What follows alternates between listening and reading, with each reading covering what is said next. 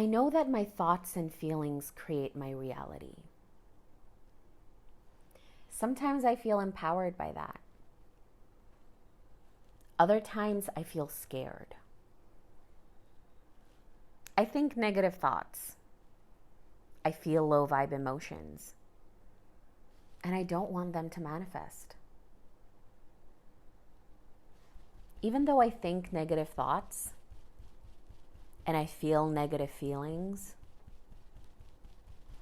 I deeply and completely love, accept, and forgive myself. It's okay, I'm human. I'm going to experience a whole range of emotions. There is no good or bad.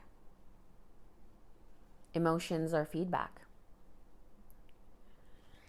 And it's safe to feel every kind of emotion.